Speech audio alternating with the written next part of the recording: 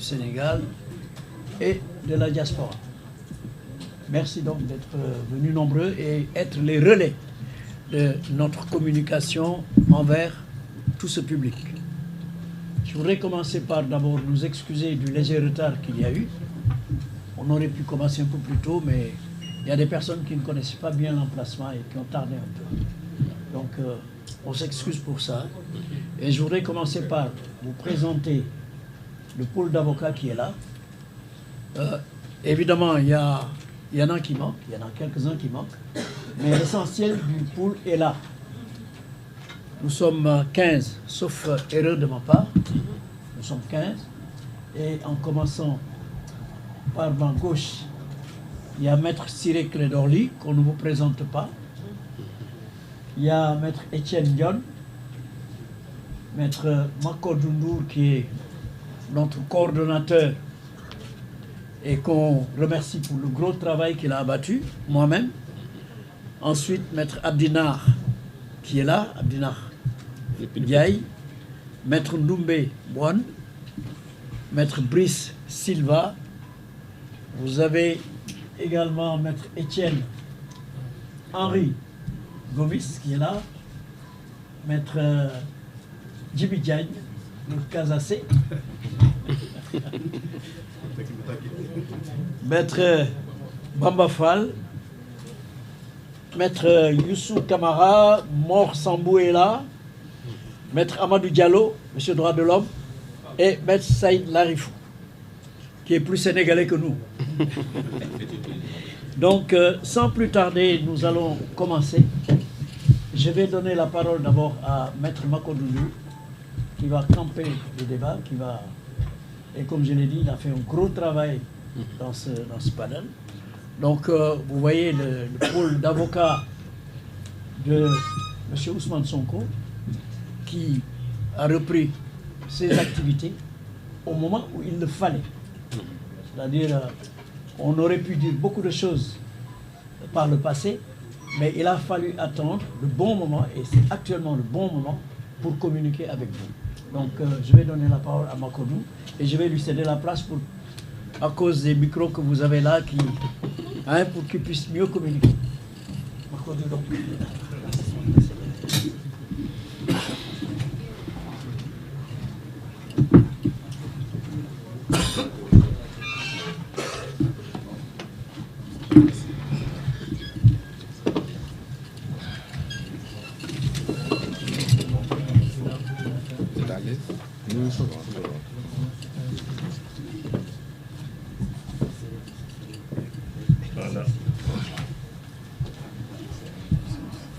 Je vous remercie, mesdames et messieurs de la presse, d'être venus répondre à notre invitation. J'ai l'honneur de coordonner donc ce pool d'avocats, qui n'est pas au complet d'ailleurs, parce qu'on est beaucoup plus nombreux que cela. Mais compte tenu de l'étroitesse des délais de programmation de cette adresse à la presse, tout le monde n'a pas pu se libérer. Alors, je commencerai d'abord par avoir une pensée pieuse pour un des nôtres qui nous a quittés, que vous connaissez tous très bien, qui a abattu un énorme travail pendant qu'il était avec nous. Je veux parler de feu Cheikh Khoureyssi Ba, qui hélas nous a quittés, et nous prions pour que le Tout-Puissant lui fasse miséricorde et l'accueille en son paradis. Je rendrai aussi un hommage mérité à notre confrère et actuel ministre de l'Intérieur, M. Mohamedou Bamba Cissé, qui lui aussi, comme vous avez dû vous en rendre compte, a abattu un excellent travail tout le temps qu'il a été dans le groupe, dans le collectif des avocats. Alors, j'ai également une pensée très amicale pour notre confrère Juan Branco, qui est aussi, comme vous avez dû le suivre, qui est un combattant de la liberté, un combattant des peuples opprimés, un combattant contre l'impérialisme et un progressiste. Donc ce combat lui a valu des déboires que vous connaissez. Ce n'est pas la peine de revenir dessus. Je ne sais pas s'il nous suit, mais si c'est le cas, qu'il sache que nous sommes de tout cœur avec lui et qu'il nous manque beaucoup et que nous aurions aimé l'avoir à nos côtés aujourd'hui. Cela dit, nous vous avons convié aujourd'hui à cette rencontre pour vous entretenir d'une circonstance nouvelle qui commence à se faire court dans l'espace judiciaire. Pour aller droit au but, il s'agit du procès qui a opposé en 2023 M. Ousmane Sonko, notre client, président du parti PASTEF, à M. Mamba Ignan. Comme vous le savez, M. Ousmane Sonko avait été déclaré coupable de diffamation et d'injure publique à la suite d'une procédure que je me garderai de qualifier par respect pour notre justice, la justice de mon pays, mais en tout cas une procédure qui est restée unique dans les annales de la justice sénégalaise. Parce qu'en une trentaine d'expériences professionnelles, je n'ai jamais vu une procédure de diffamation jugée à la première audience en première instance, jugée à la première audience en appel, sans que même les délais d'appel soient expirés et sans que même l'appel de notre client ait été enrôlé. Donc en l'espace de 2 mois, il a été condamné en première instance. La condamnation a été, comme vous avez dû, enfin vous y avez assisté, a été confirmée et même mieux alourdie en appel, et on l'a condamné à 6 mois, juste ce qu'il fallait pour l'empêcher d'être candidat. Parce qu'en première instance, je pense qu'il a été condamné à 2 ou 3 mois, 4 mois, je ne me rappelle plus exactement. Mais en tout cas, c'est une condamnation qui ne le privait pas de ses droits électoraux. En appel, eh bien, comme il fallait un minimum de 6 mois pour ne pas être candidat, eh bien, on l'a condamné à 6 mois, ce qui l'a empêché d'être candidat. Et cette condamnation, comme vous le savez, elle est intervenue, elle est fondée sur l'inexistence, j'allais dire, du rapport du PRODAC, dont notre client disait qu'il avait épinglé M. Mamba Ignan. Alors, à la suite, quand M. Ousmane Sonko s'est retrouvé Premier ministre, bien entendu, le rapport dont on disait qu'il n'existait pas, et on y reviendra, ce rapport-là a été porté donc à sa connaissance, et il s'agit d'un rapport qui existe bel et bien, qui a été signé et qui épingle, pour reprendre le mot de notre client, qui épingle bien M. Mamba Ignan. Alors, fort de cela, M. Sonko a demandé à ses conseils de saisir le garde des Sceaux à l'effet de faire procéder à la révision de son procès. Alors, donc, et pour ce cas-ci, parce que la révision, c'est une voie de recours extraordinaire, mais qui est prévue par la loi organique sur la Cour suprême. Les voies de recours ordinaires, elles sont prévues par le Code de procédure pénale. C'est l'appel, c'est l'opposition, etc. Mais ici, c'est une voie de recours qui est prévue et encadrée par les dispositions de la loi organique sur la Cour suprême. Et comme le nom l'indique, c'est une loi qui, dans la hiérarchie des normes dans ce pays-là, a une valeur supérieure à celle des lois ordinaires. Alors, donc, et cette loi organique prévoit plusieurs cas dans lesquels la révision d'un procès peut être initiée. Dans l'histoire du Sénégal, je pense que c'est la première fois que cela arrive. On en a parlé avec l'ancien président du Conseil, Mamadou Dia, mais ça n'avait pas abouti. Et donc c'est la première fois qu'on en arrive aujourd'hui à cette étape que je vais vous décliner tout à l'heure. Alors, donc pour le cas qui concerne M. Sonko, c'est le 4e cas qui est prévu par l'article 93 de la loi organique sur la Cour suprême, qui prévoit, pour ne pas écorcher le texte, je vais vous lire le 4e cas. Je ne vais pas vous lire tout le texte. C'est l'article 92. Hein? 92.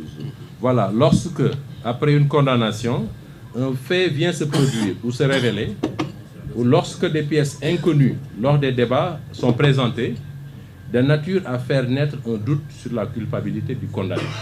C'est bien le cas du rapport Prodac.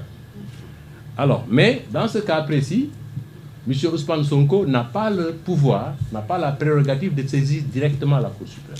Ses avocats non plus. Le passage obligé c'est le ministre de la Justice, garde des Sceaux. Donc, il nous a instruit de saisir le garde des Sceaux, ce que nous avons fait, correspondance, pour lui demander de bien vouloir instruire une demande de révision sur la base de cet élément nouveau. Et le garde des Sceaux, Mme Yacine Fall, qui a hérité de ce courrier-là, a effectivement fait les démarches. Et je tiens à préciser qu'elle ne l'a pas fait en tant que politique. Elle a agi en tant que garde des Sceaux et n'a fait qu'appliquer ce que la loi a prévu, en pareille occurrence. Alors, donc, le texte, il est là, c'est l'article 93. Dans le 4e cas, donc le cas qui nous concerne, le droit de demander la révision appartient au garde des Sceaux, ministre de la Justice seul. Ça, c'est la loi organique sur la Cour suprême qui le dit. Donc, c'est le garde des Sceaux seul qui a le droit d'initier la procédure de révision. Et donc, le garde des Sceaux qui statue après avoir pris l'avis d'une commission composée des directeurs de son ministère, du procureur général près la Cour suprême, d'un magistrat du siège de la Cour suprême, désigné par le premier président. Donc, elle n'a pas fait autre chose que de se conformer aux dispositions de la loi. Donc, elle a réuni la commission. Donc, et cette commission qui regroupe les différents directeurs de son ministère a été présidée pour la circonstance par un magistrat de la Cour suprême qui est président de chambre à la Cour suprême. Donc, après le premier président et le procureur général, c'est le magistrat le plus haut en grade au niveau de la Cour suprême. Et, fait important à noter, avec la présence de M. le procureur général himself. Il aurait pu déléguer un avocat général, un premier avocat général, mais c'est lui-même, le procureur général près la Cour suprême, qui est venu siéger au niveau de la commission. Et cette commission regroupe plusieurs magistrats qui sont 2 directeurs généraux et peut-être 7 ou 8 directeurs. Donc, président de chambre à la Cour suprême, procureur général, directeur, Madame le directeur général de la protection judiciaire et sociale, Monsieur le directeur général de l'administration pénitentiaire, Monsieur le directeur des affaires civiles et du sceau, Monsieur le directeur des affaires criminelles et des grâces, Monsieur le directeur des services judiciaires, Monsieur le directeur de la justice de proximité et de la promotion de l'accès aux droits, Monsieur le directeur des droits humains, Monsieur le directeur de la dématérialisation et de l'automatisation, Monsieur le directeur de la promotion de la bonne gouvernance, Monsieur le directeur de l'administration générale et de l'équipement, entre autres. Donc vous voyez que c'est quand même des directeurs, et parmi cette liste-là, dans cette liste, vous verrez qu'il y a peut-être 8 magistrats, et pas lesquels, pas n'importe lesquels. Le magistrat président de chambre à la Cour suprême, le procureur général de la Cour suprême, et d'autres magistrats qui ont en tout cas pour tous ceux qui étaient là, entre 25 et 40 ans d'expérience, qui ont occupé toutes les fonctions dans cette magistrature. J'insiste sur la composition, c'est pour que vous sachiez bien que si cette commission ainsi composée examine le rapport du Prodac qui lui a été soumis et décide de donner un avis favorable en estimant qu'effectivement le rapport contient des éléments de nature à épingler, parce que je reprends le mot de notre client, et a émis un avis favorable pour la révision de son procès, ce qui est une première. En tout cas, moi, dans ma petite expérience, je n'ai pas encore eu vent de la réunion de cette commission qui aurait rendu un avis favorable à une révision d'un procès quel qu'il soit. Alors donc, c'est pourquoi nous estimons que cette commission, qui est quelque part même l'émanation de la Cour suprême, puisqu'il y a un président de chambre, je pense qu'il doit être le président de chambre le plus ancien, je n'ai pas cité son nom, et monsieur le procureur général, c'est une émanation de la Cour suprême, et je vois mal demain la Cour suprême venir prendre le contre-pied de la commission qui a émis un avis favorable, d'autant plus qu'il n'y avait absolument rien d'extraordinaire, de particulièrement technique. Il s'agissait de faits qu'il fallait juste apprécier. Le rapport, est-ce que le rapport contient des éléments qui peuvent incriminer Mame Niang? Ils disent oui, effectivement. Parce que Mame Niang a signé un ordre de service de démarrage des travaux au profit de l'entreprise Green 2000, 5 mois avant la signature du contrat. Et ce qui a permis à cette entreprise de se faire payer à hauteur de 2 milliards et poussière, alors qu'il n'y avait pas encore de contrat. Rien ne liait cette entreprise avec l'administration sénégalaise, avec le problème. Et pourtant, on a signé un ordre de démarrage des travaux au profit de cette entreprise. Bon, maintenant, après, les commentaires, ceux qui auront le rapport peut-être pourront les faire, mais il n'y a rien de nouveau sous le soleil, parce que c'est exactement ce qui avait été dit à l'époque, et c'est exactement ce qui était consigné dans le rapport qui circulait sur le net, et sur lequel, d'ailleurs, monsieur du Forum civil, comment il s'appelle? Birahim Seck a fait un ouvrage, un excellent ouvrage, qui décortique le rapport de A à Z. Donc ça, c'est pas un secret, c'est vraiment dans le domaine public, j'allais dire. Et au vu de cet élément-là, la commission a émis un avis favorable, et le garde des Sceaux, comme la loi l'y invite, l'article 93, la Cour suprême est saisie par son procureur général à la demande du garde des Sceaux, ministre de la Justice, soit d'office, soit sur réclamation des parties indiquant un des 3 premiers cas. Pour les 3 premiers cas, c'est les parties qui saisissent. Mais pour le 4e cas, concerne M. Ousmane Sonko, c'est le garde des Sceaux qui a saisi le procureur général. Aujourd'hui, le dossier a été transmis au procureur général, qui à son tour doit saisir le premier président de la Cour suprême, qui doit réunir la Cour pour statuer sur la recevabilité de cette demande de révision. Bon, en termes de recevabilité, on peut distinguer peut-être une recevabilité formelle. Est-ce que la procédure qui a été prévue a été suivie par le garde des Sceaux? Oui, elle a réuni la commission. La commission a émis un avis favorable. Elle a transmis au parquet général. Donc de ce point de vue-là, du point de vue formel, la procédure a été respectée. Dans le fond, je ne vois pas ce qui peut aujourd'hui empêcher la révision du procès. Certains seraient tentés de penser qu'avec l'intervention de la loi d'amnistie, la révision ne pourrait prospérer, on ne pourrait pas aller à la révision du procès parce que c'est des faits qui ont été amnistiés. C'est vrai, c'est des faits qui ont été amnistiés. Mais c'est une amnistie qui procède d'une loi ordinaire. Je vous ai dit tout à l'heure que dans la hiérarchie des normes au Sénégal, la loi organique a une place supérieure à celle des lois ordinaires. Il y a la Constitution, il y a les lois constitutionnelles, il y a la loi organique, il y a les lois ordinaires. Alors, donc, une amnistie prévue par une loi ordinaire, est-ce qu'elle peut influer sur une procédure prévue par une loi organique qui lui est supérieure? En droit, non. Et d'ailleurs, pour cette même affaire, si on devait suivre cette logique, la Cour suprême ne se serait pas prononcée sur le rabat d'arrêt. Parce que le rabat d'arrêt est intervenu après la loi d'amnistie.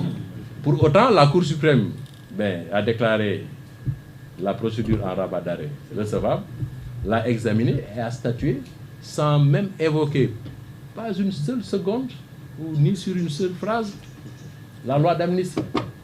Parce que la loi d'amnistie ne joue pas dans ce cadre-là. Mais il y a mieux aussi. Si on considère, même si on devait considérer que la loi d'amnistie pourrait être un obstacle à la révision du procès tel qu'elle est prévue par les dispositions supérieures d'une loi organique, même si par extraordinaire on devait considérer cela, mais il reste que la loi d'amnistie elle-même prévoit à son alinéa 3 que cette loi d'amnistie, cette amnistie ne préjudicie pas aux droits des tiers. Cela veut dire quoi? Cela veut dire que ceux qui ont bénéficié de condamnations civiles prononcées par des décisions pénales sur des faits amnistiés, ces parties civiles-là, leurs droits sont préservés. Donc aujourd'hui, Mame Mbaye Niang dispose d'une condamnation sur les intérêts civils à un montant de 200 millions qu'il peut, du jour au lendemain, exécuter. Il a contraint d'ailleurs M. Ousmane Sonko, dès après sa condamnation, à aller faire muter le seul bien qu'il détient, la seule maison qu'il détient à la cité Gorgui. Il l'a muté au nom de ses épouses et de ses enfants pour la faire échapper à une éventuelle saisie, parce que Mame Mbaye Niang a crié Urbi et Orbi qu'il allait exécuter, et que le produit, il allait le donner même à des daras, je pense, c'est ce qu'il avait dit. Alors, donc pour éviter tout cela, il a contraint M. Ousmane Sonko, le président Ousmane Sonko, à muter ce bien-là au nom de ses enfants et de ses épouses. Alors, donc, cette amnistie laisse entier le droit des victimes de l'infraction. Ici, la victime, entre guillemets, de l'infraction de diffamation, c'est Mame Mbaye. M. Ousmane Sonko a tout intérêt à ce que son procès soit révisé pour ne pas avoir à payer les 200 millions.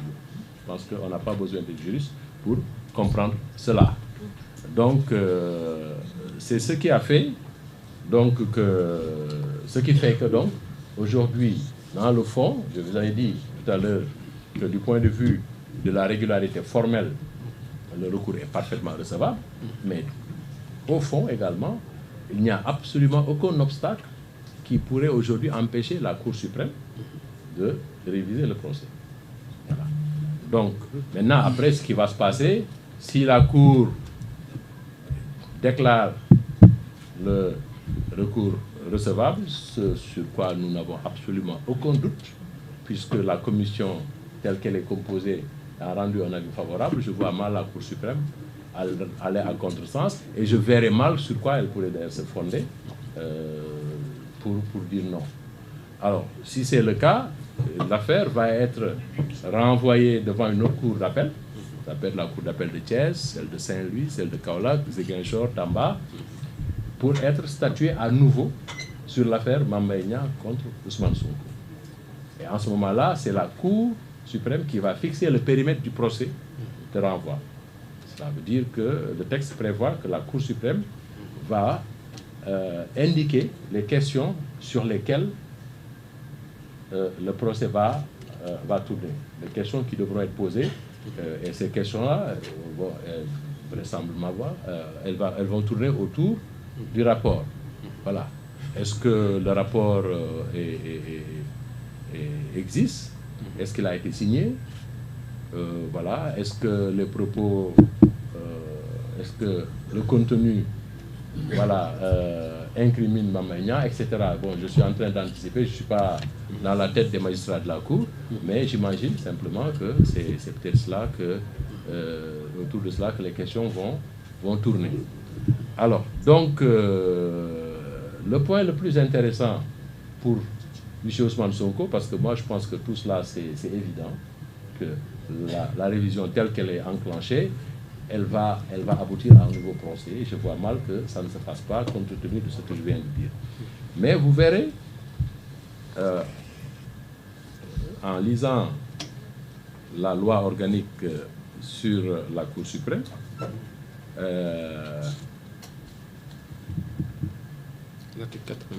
l'article 95. Voilà. Alors, voilà ce que dit l'article 95 de la loi organique.